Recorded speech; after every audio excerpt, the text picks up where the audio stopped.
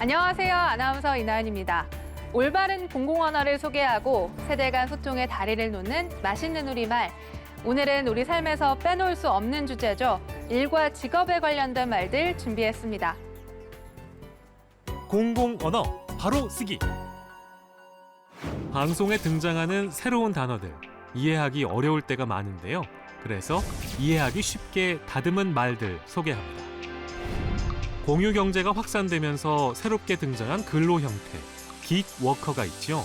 미국에서 1920년대 유행하던 단기 공연팀을 뜻하는 긱에서 유래한 말로 업무의 특성에 따라 몇 시간 또는 며칠 정도의 짧은 계약을 맺고 일하는 사람을 가리키는데요. 대표적으로 배달 노동자나 차량 공유 서비스의 운전자 등이 있습니다. 초단기 노동자라는 우리말을 쓰는 것은 어떨까요? 전자 업무와 비대면 업무의 증가로 스마트 워크가 본격적으로 확대되고 있다는 소식 들어보셨을 겁니다. 스마트 워크란 정보통신 기술을 이용해 시간과 장소에 제약 없이 일을 하는 유연한 근무 형태를 의미합니다. 국립국어원에서는 원격 근무로 표현하기를 권장합니다. 최근 채용에서 주목받고 있는 단어, 소프트 스킬도 있습니다. 소프트 스킬은 의사소통, 문제 해결, 협동성 같은 능력을 가리키는데요. 즉, 조직에서 다른 사람들과 함께 일할 수 있는 정서적 능력을 의미합니다. 이해하기 쉽게 다듬은 말로는 대인관계 기술이 있습니다. 생활 속 공공언어, 쉽고 바른 우리말로 바꿨으면 더욱 좋겠죠? 직업뿐만 아니라 직업을 가리키는 말도 시대에 따라 변하죠. 오늘은 낯설지만 재미있는 우리말 직업 이름을 만나보겠습니다.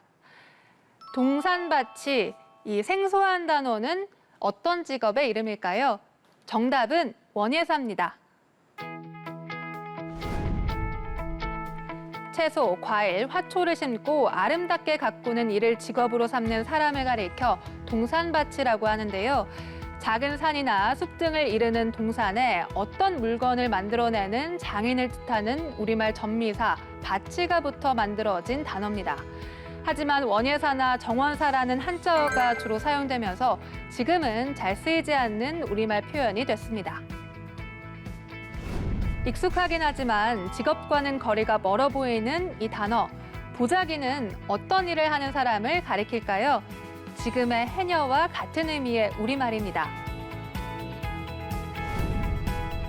정확히는 바닷속에 들어가서 조개나 미역과 같은 해산물을 따는 사람을 일컫는 말인데요. 조선 중기까지는 성별에 관계없이 물질을 했다는 기록이 전해지고 있고 그 일을 하는 사람들 중에서도 주로 남성들을 보자기라고 불렀다고 합니다. 하지만 점차 잡녀라고 불리던 여성들만 남게 돼서 지금은 우리에게 익숙한 해녀라는 단어만 주로 사용되고 있습니다. 동산밭이와 보자기, 이처럼 부르기에도 쉽고 예쁜 우리말 단어들이 앞으로는 더 자주 쓰이면 좋겠습니다. 세대 언어 탐구 생활. 이해와 소통을 위한 노력, 세대 언어 탐구 생활입니다. 일과 직업에 대한 생각이 많이 변하면서 새롭게 생긴 신조어들도 많은데요.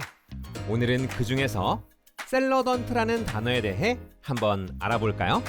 셀러던트라니 알듯 말듯한 말이네요 하고 댓글 보내주셨는데요. 사실 셀러던트는 급여를 받는 직장인을 뜻하는 셀러리맨과 학생을 뜻하는 스튜던트가 합쳐진 말입니다. 일을 하면서도 계속해서 업무 전문성을 높이거나 새로운 분야를 익히기 위한 공부를 하는 사람들을 가리키는데요. 이 때문에 직장인을 위한 교육 시장도 점점 커지고 있는 추세라고 해요. 평생 직장의 개념이 없어져서 그런 것 같다고 말씀해 주셨는데요. 맞아요. 셀러던트는 꾸준히 자기 개발을 하는 멋진 직장인을 가리키는 것 같지만 한편으로는 고용 불안과 치열한 경쟁 속에서 직장인으로 살아남기 위한 노력을 반영하는 단어이기도 합니다. 셀러던트를 대체할 수 있는 쉬운 우리말 표현은 없을까요? 하고 물어보셨는데요. 국립국어원에서 다듬은 우리말 표현은 개발형 직장인입니다. 또 공부하는 직장인이라는 표현도 많이 사용되고 있으니까요. 셀러던트라는 표현보다는 개발형 직장인 또는 공부하는 직장인 이런 우리말을 사용하는 것이 더 좋겠습니다.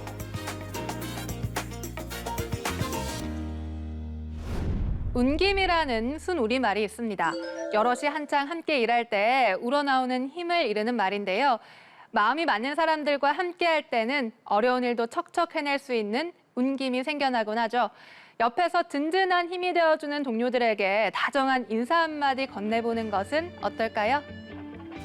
지금까지 맛있는 우리말이었습니다.